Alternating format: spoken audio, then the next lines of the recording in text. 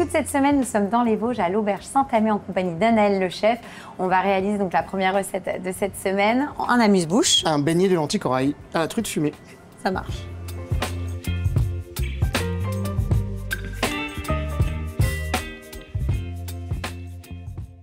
Donc là, Anaël, on va commencer par une mayonnaise, Oui, c'est ça? j'ai démarré ma mayonnaise végétale. Donc mayonnaise qui accompagnera ce fameux beignet. C'est ça, donc je m'embête pas, je prends toutes mes herbes. D'accord, donc tu as quoi comme herbe? Alors là, on a de l'ail des ours. En Oui. plus, on est en pleine saison, donc c'est parfait. Je mets un petit peu d'aneth et un petit peu de cerfeuil. D'accord. Donc ail des ours, cerfeuil Et et aneth. aneth.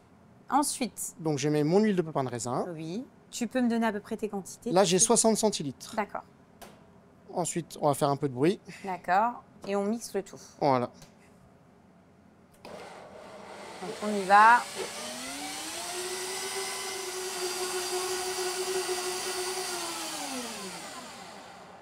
Donc je vérifie que tout soit bien haché. Oui. Donc on voit bien, tout Donc est bien haché. l'objectif, voilà, c'est d'avoir quelque chose de... Un petit peu de morceaux quand même, mais pas Oui. trop. Je vais mettre de la moutarde. D'accord. une Donc cuillère tu à mets soupe. une belle cuillère à soupe de moutarde. Ouais. Ensuite, je mets mon lait de soja. Donc là, finalement, mayonnaise végétale. Donc tu es parti sur forcément des produits. Végétale. Voilà, pas de lait, pas d'œuf. Tu vas C'est pas ça, mettre d'œuf? pas d'œuf D'accord. non plus. Ok.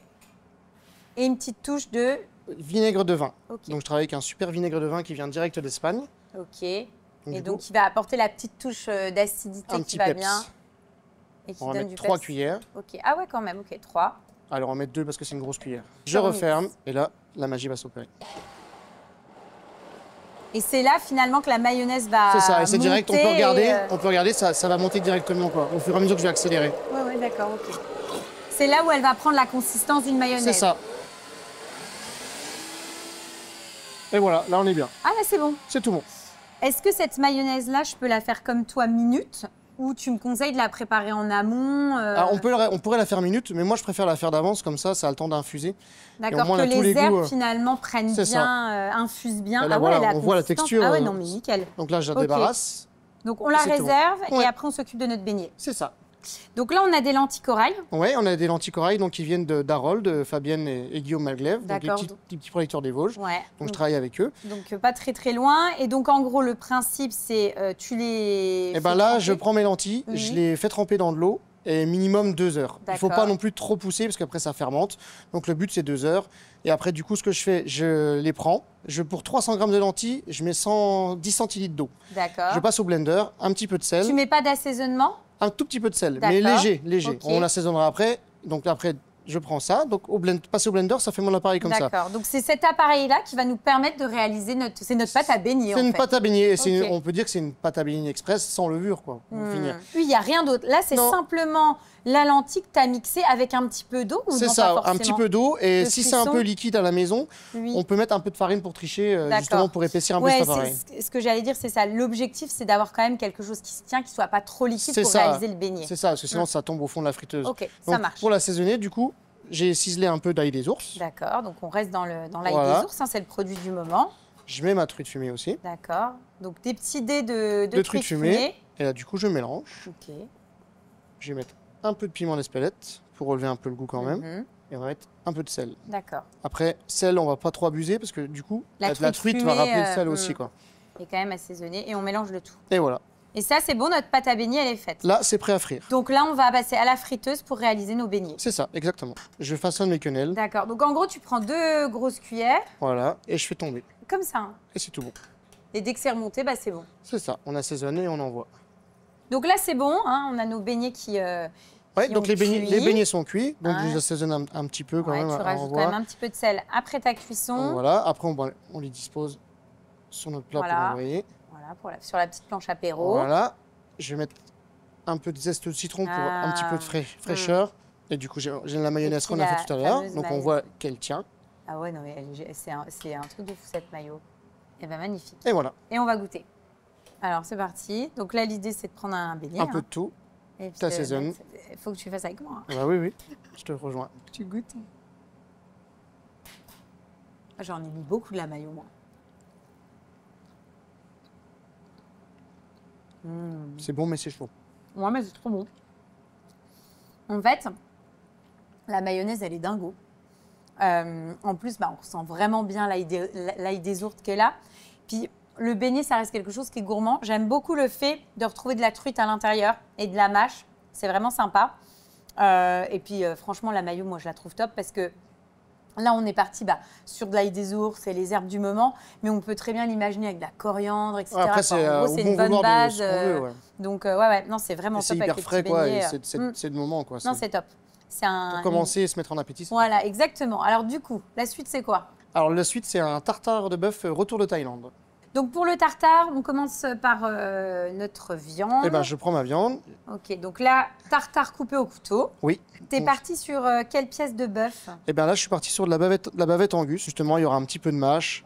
Et comme on est sur une race Angus, ce sera pas mal Parce qu'habituellement, quand on fait un tartare de bœuf, c'est quelle pièce? Bah après, on peut prendre ce qu'on veut. Il y en a, ils le font au filet de bœuf, mais on va dire en termes de coût, si on le fait à la maison, c'est un peu plus cher. Après, on peut le faire avec du rump steak aussi. Après, on pourrait le faire avec de l'onglet si on aime bien les viandes un peu plus fortes, on va dire. Mais après, moi, c'est une viande que j'ai à la carte, la bavette Angus. Donc c'est un plat qui passe partout, quoi. Et c'est une bonne partie, quoi. D'accord. Et tu t'es dit, bah tiens, pour le tartare, ça peut être sympa, quoi. C'est ça.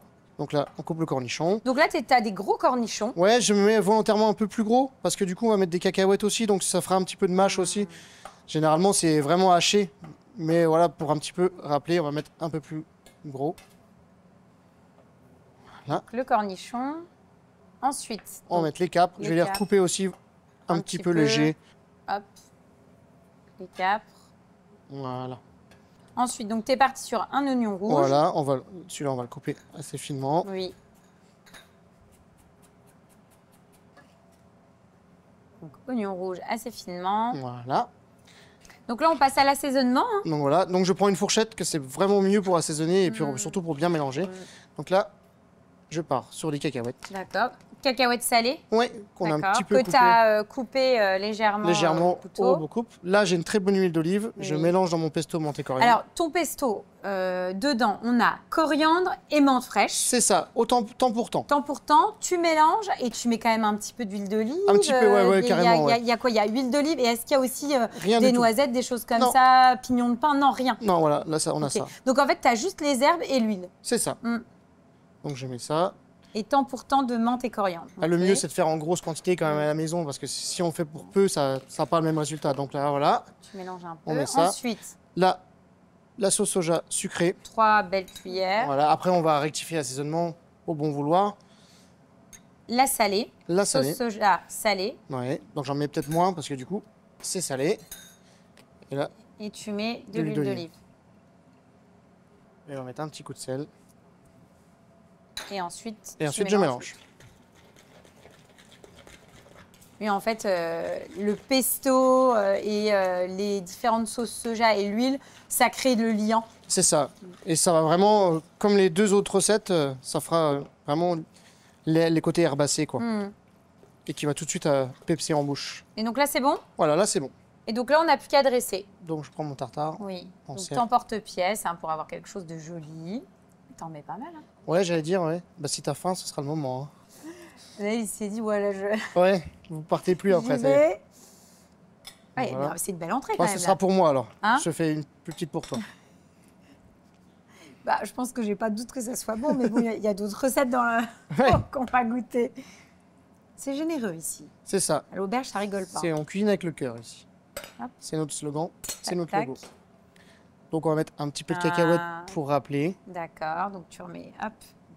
J'en mets un peu moins pour toi, un peu plus pour moi. Là du coup, on travaille avec les plantules, les petites pousses de coriandre. Donc justement pour rappeler la coriandre qu'on a mis dedans. D'accord, donc ils sont à Épinal. Voilà, on essaye au maximum de travailler avec des producteurs locaux. Dès que tu peux en fait, tu le fais quoi. Après je dis le plus locaux possible, mais aussi le savoir-faire français parce que j'ai pas mal de producteurs qui sont aussi en France. Et du coup je les ai gardés par rapport à mes expériences passées. Je te mets 2 capres pour toi et une pour moi. T'aimes pas?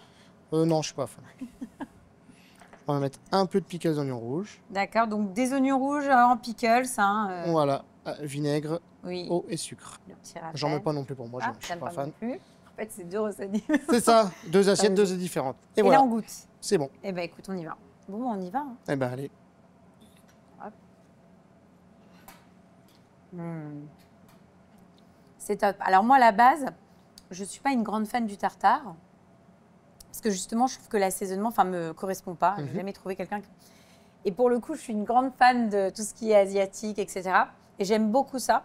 En fait, ce que je trouve sympa, c'est que on est vraiment dans la fraîcheur. Et finalement, quand tu dégustes un tartare, ce que tu recherches surtout, c'est ce côté frais. La viande est froide, etc.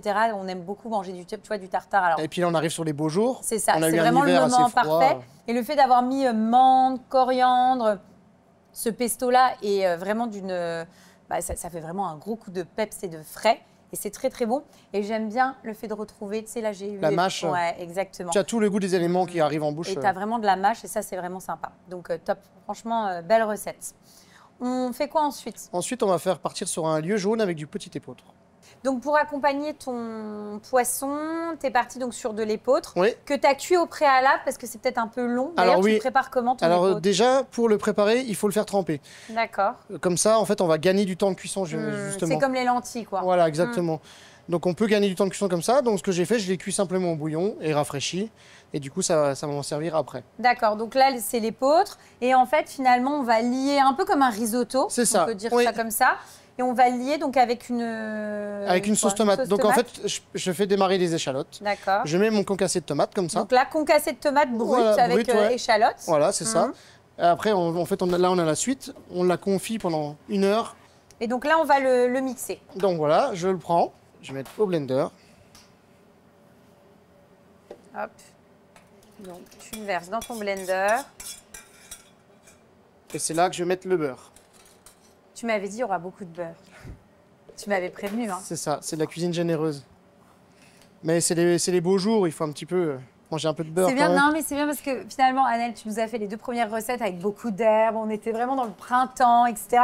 Et là, il s'est dit non, non, non. C'est ça. Finalement, on va quand même rajouter la petite mode de beurre. C'était pour t'avoir au début.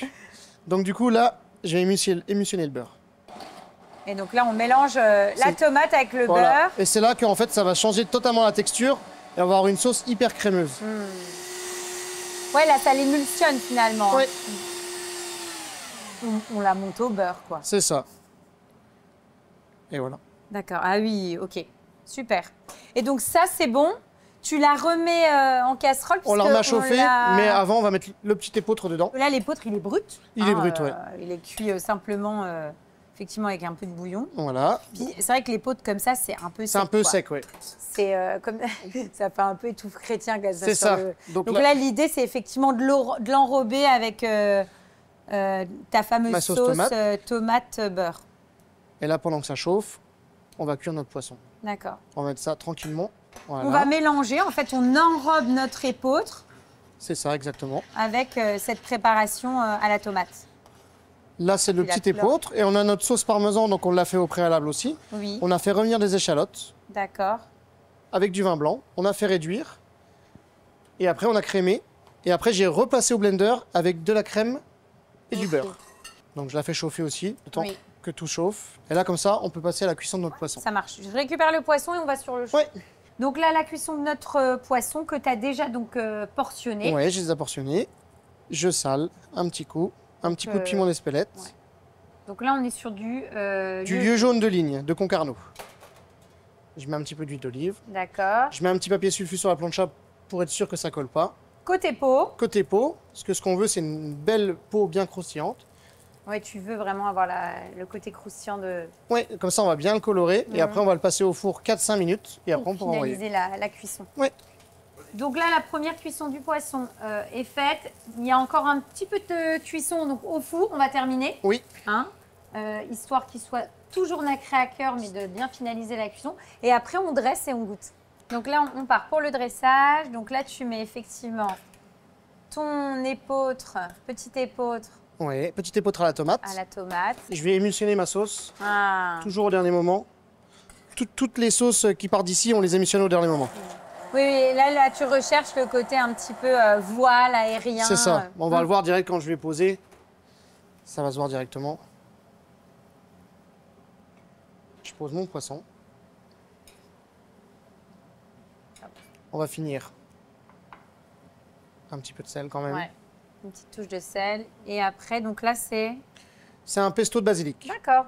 Et on va finir la petite pousse. Donc c'est des pousses de quoi là que tu vas ajouter? Là, c'est cerfeuil. Ok.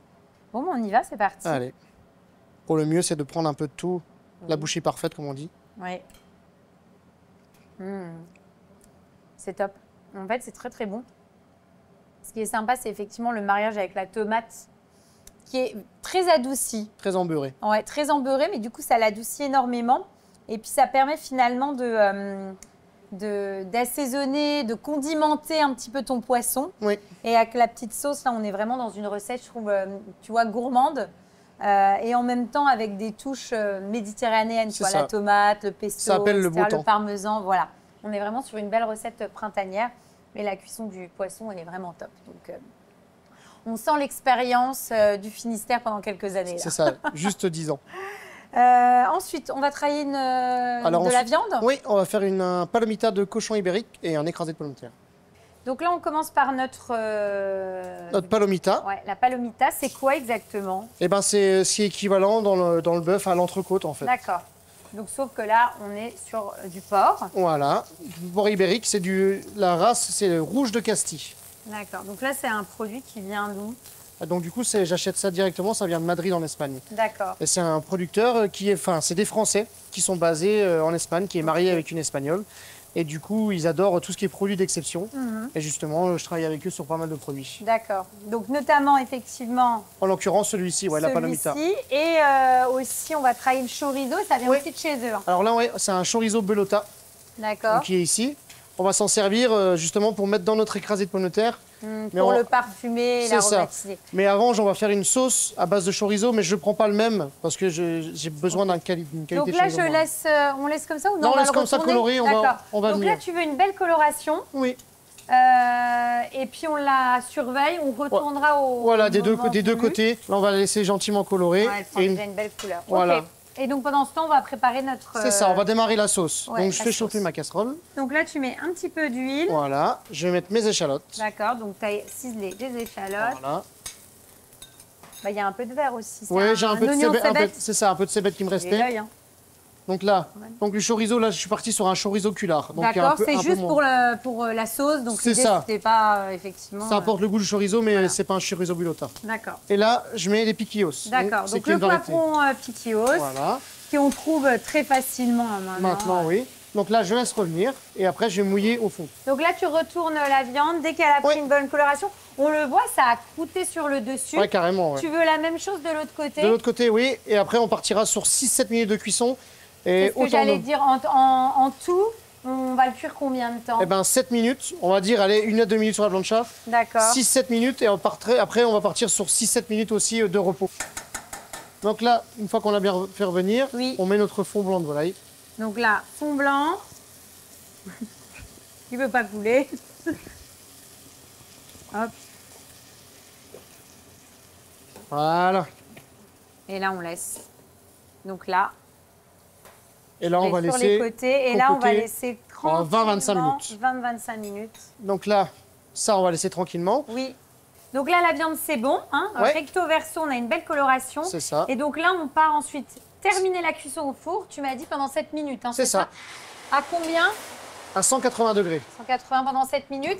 Et on la fera reposer autant de temps. C'est ça. Donc une dizaine de minutes. Oui. Avant le dressage. Donc ça, c'est bon. Alors, la sauce, là, nous, on ne va pas attendre 25 minutes. Non. Hein, que ça infuse. Tu en avais préparé d'avance et tu l'as déjà mixé, ça donne ça. Donc, quand la sauce a mijoté pendant 25 minutes, tu prends l'intégralité. Oui. Tu le mixes dans ton blender. Et je mets du beurre, comme tout à l'heure. Ah, tu mets du beurre. T'en mets Toujours. beaucoup? Un petit peu, oui. C'est cuisine gourmande. Et donc, tu accompagnes ça d'un écrasé de pommes de terre que tu as déjà préparé. Voilà. Et on va y ajouter... Un petit peu de cébette. Oui. Et le fameux chorizo. Voilà. Et ça, c'est des produits qui viennent directement d'Espagne. C'est ça. Tu es en lien direct avec tes producteurs, quoi. Oui, comme ça, c'est des filières courtes. Oui, puis ça te permet de, finalement, d'après ce que j'ai compris, ce que tu me disais tout à l'heure, c'est très important pour toi justement d'avoir les producteurs au téléphone. Tu discutes avec eux, tu échanges. C'est ça. Ils savent très bien ce que tu souhaites comme produit, ils te connaissent. Enfin, c'est vrai que c'est une... C'est une histoire de famille, en fait, maintenant. Comme ça, c'est particulier, mais c'est bien. Ça renoue les liens, en fait. Et on va relever un petit twist avec ça. On va mettre du chipister dedans.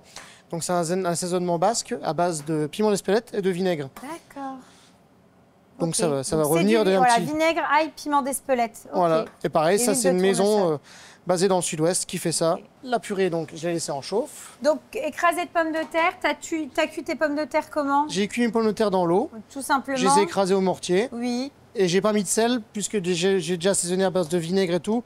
Et le chorizo c'est un peu salé Ouais, aussi. ouais.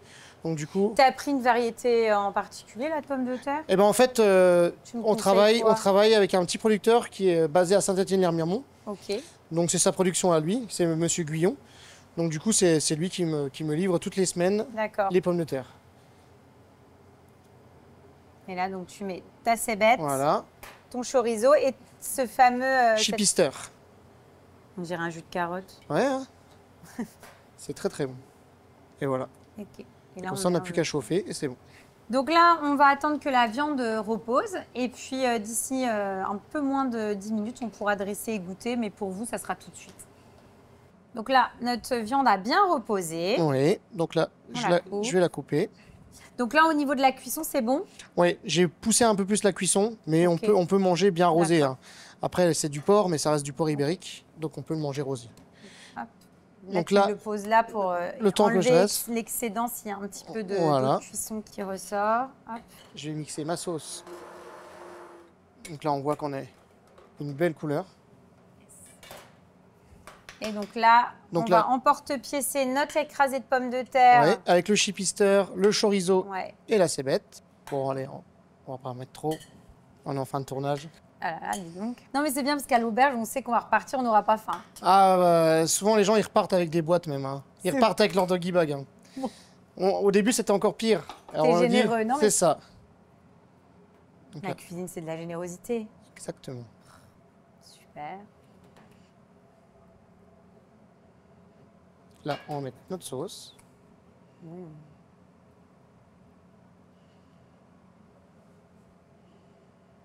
Donc tu mets hop, ta petite sauce. Voilà. On va remettre un petit coup de sel. Non, il est juste là. Ah, merci. Regarde. Donc là, tu remets un petit peu de sel Voilà. sur ta viande. Un petit peu de pouce. Travaille beaucoup avec les pouces. Pouce du coin. Voilà, toujours les plantules. Donc là, on est sur du radis. Et on va finir avec du tadoka fumé qui va rapporter un petit goût Alors, de fumé. le quoi? Le tadoka fumé. Tadoka fumé. C'est quoi? C'est du beurre de cacao qui a été fumé. Excellent. Ah, donc c'est du chocolat, quoi. C'est du beurre de cacao, ouais, c'est du chocolat. Et voilà. Bon, bah, on va goûter. On y va, on goûte. Allez, En tout cas, c'est très espagnol dans les couleurs. C'est vrai.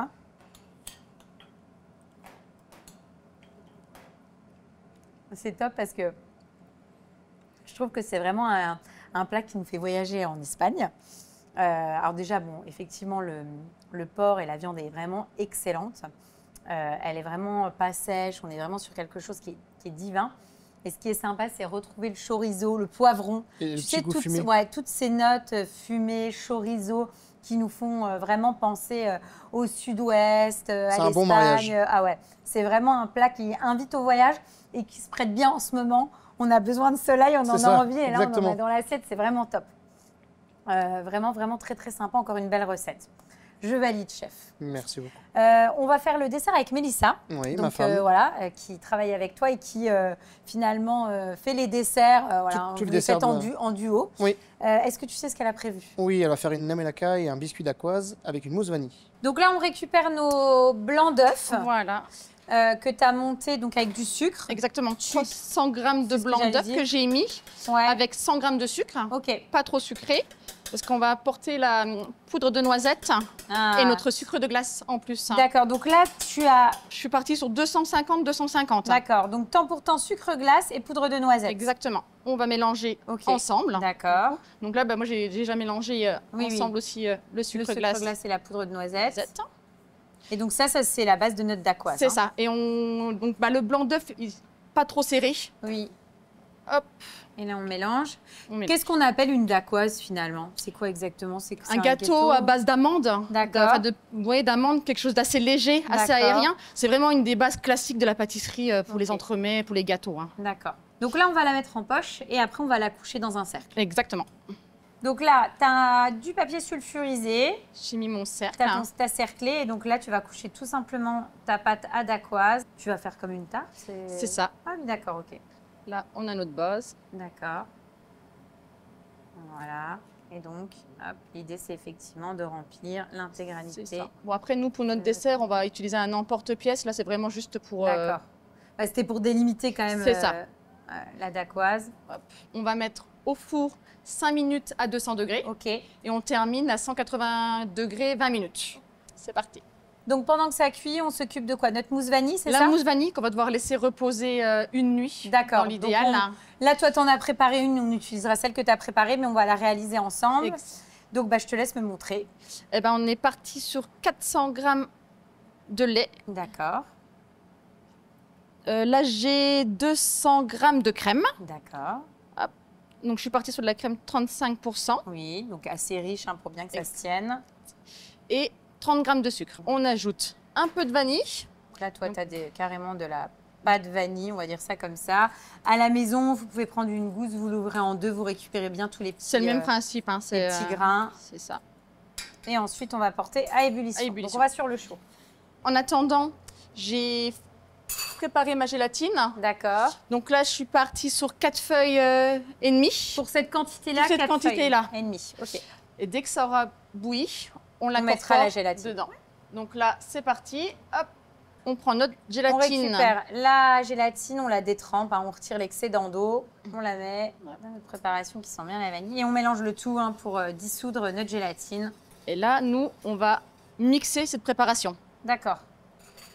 Donc tu mets un petit coup Deux mixeurs. de mixeur pour finalement être certaine que tout soit bien Bien mélangé. bien mélangé, les feuilles de La gélatine. gélatine. Et là, du coup, je mets au siphon. On laisse refroidir. Mhm. Donc là, c'est parti. Donc on sent bien le goût de la vanille. Ouais, on le sent.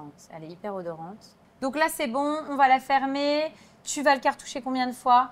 Alors, une fois, on Mhm. teste. Et si D'accord. ça va pas, on remet une deuxième Ok. cartouche. Par contre, il faut bien laisser refroidir. On la Avant, laisse refroidir et puis après, de toute façon, on la met Même, au frais la veille pour le lendemain. Hein, de toute L'idéal, façon. c'est ça. C'est Ouais. la veille. Après, il faut pas que la gélatine ait prise. Il faut bien mettre gazifier avant que ça ait pris, en fait. Ça, D'accord. il faut surveiller. Il faut Ok. surveiller. Dès qu'on voit que ça commence un petit peu à se refroidir, hop, Hop, on gazifie, on met au frais. Ça Et là, après, le lendemain, vous pouvez l'utiliser avec ça prend une mousse assez aérée. Ok, donc ça, c'est bon. Et ben, on va réaliser quoi ensuite? La namelaka. Ok. Là, on est parti sur 185 grammes de chocolat Givara. J'ai fait bouillir mon lait. D'accord. Et je le Donc- verse dessus? C'est ça. Là, on peut y aller. On va. Je verse, hein. Ouais. Très bien, Mélissa. Et donc là, on a combien de lait? 100 grammes. 100 grammes de lait. Tu as combien de feuilles de gélatine là, Là. du coup? Tu veux que je mélange? Allez. Si tu veux que je mélange. Là, une et demie. D'accord. Pour la quantité là. On Voilà. travaille pour combien de personnes là? On n'a pas dit depuis le début pour. Là, une quinzaine de personnes. D'accord. 10-15 personnes. Mhm. Donc ça, c'est tout bon. On met notre gélatine Mhm. qu'on va mixer pareil. Dans la foulée. Même principe finalement que tout à l'heure, c'est de bien mélanger C'est ça. et de mixer pour que la gélatine voilà, soit bien dissoute. Hop. Là, c'est bon. Là. Et ensuite, tu rajoutes ta crème, c'est Ma ça? crème, hop, Et dedans. tu veux que je mélange? Eh ben, on va remixer Ah, tu vas remixer bah, une vas-y. fois. Donc c'est pareil, je suis partie sur un lait entier et une crème à 35%. D'accord. Et la crème, c'est les quantités, c'est pareil, c'est quoi? Crème, on est sur 200 grammes. D'accord, donc il y a 100 grammes de lait. Pour la portion là, D'accord. 100 grammes de lait entier, Et- 200 grammes de crème D'accord. 35 et je suis partie du coup sur 185 Ok. grammes de chocolat. Et là, tu remets un petit coup Et de là, mixeur. on remet un peu de mixeur. Donc là, on a tous nos éléments. On va faire le montage. Dans l'assiette, en fait, on a tout ce qu'il faut. On a tous Parce les que t'avais éléments. tout préparé en amont. Donc là, on va tout simplement faire le montage, le dressage et égoutter. Sachant que la ganache, c'est comme notre mousse Comme la vanille. mousse vanille. Ouais. C'est 24 heures à l'avance. L'idéal, c'est de la préparer la veille pour le lendemain. C'est ça, c'est exactement ça. Donc là, on est parti pour dresser. Donc, t'emporte-pièce, la dacquoise. Ma dacquoise. Donc, on met en fond d'assiette. Donc là, on a notre fameux, je sais pas, Namanaka. Ouais, c'est ça. Le Donc, crémeux Crémeux. chocolat. je sais pas Là, si il a on peut dire. reposé aussi une nuit. Oui, on le voit, ouais, Voilà. ça a figé. Et du coup, tu vas finalement former des boules grâce à... Après, voilà, on peut Comme faire la aussi glace. bien à la, Avec des quenelles. voilà, Mm. comme on souhaite. D'accord. Là, je vais faire avec la petite, hop, juste Parfait. ici. Et là, on va mettre notre siphon qu'on a laissé reposer également, Donc l'idée, c'est de de recouvrir. recouvrir. On est généreux. Oui, effectivement. Voilà. Et on va venir zester du Tadoka. Alors, c'est du beurre de cacao. Alors, tout à l'heure, il avait mis le chef du fumé. Oui. Moi, c'est classique pour le D'accord, dessert. ok. Hop, il n'y a Super. pas besoin d'en mettre beaucoup parce que c'est quand même assez fort. Hein. Oui, Ça a le goût de vanille. Après, Et bon, ensuite, tu mets on des a petites, notre petite fleur, les petites fleurs des plantules toujours. des plantules d'épinal. Ouais. Donc, super. Ça met un petit peu de couleur. C'est ça. C'est beau comme tout. Et là, on va pouvoir... Eh ben super, on va Déguster. goûter. Bon, on y va. Allez, Bon, l'idée, c'est d'aller chercher un peu les deux. toutes les couches. J'ai pris une cuillère de l'espace, là. Non, c'est trop bon. C'est léger. Ah ouais, en fait, c'est ça. C'est vraiment top parce que on a l'impression, tu sais, de manger vraiment un nuage. Non, mais c'est vrai, c'est vrai. Un nuage chocolaté avec des petites touches de vanille. Hein, c'est vraiment super bon. Je suis assez surprise parce que souvent, moi, je suis une grande fan de dessert au chocolat. Et le dessert au chocolat, ça a tendance un petit peu à être bourratif. Et là, on a vraiment la sensation de manger de l'air chocolaté. C'est vraiment bon. Et puis, tu as la dacquoise qui apporte le côté biscuit gourmand, qui apporte une autre texture. Donc, on a 3 textures. Donc, ça fonctionne super bien et c'est très, très bon. Voilà, c'est simple, efficace et gourmand. C'est ça. Prochain dessert à la carte. Exactement. Bah, écoute, on reviendra. Voilà. C'est top. Merci à toi, Mélissa. Merci à Merci Anaëlle à de toi. nous avoir accueillis. Franchement, on a passé un super moment chez vous. Donc, en général, quand ça se passe comme ça, on revient l'année prochaine. Donc, voilà. Avec plaisir. Vous êtes les bienvenus.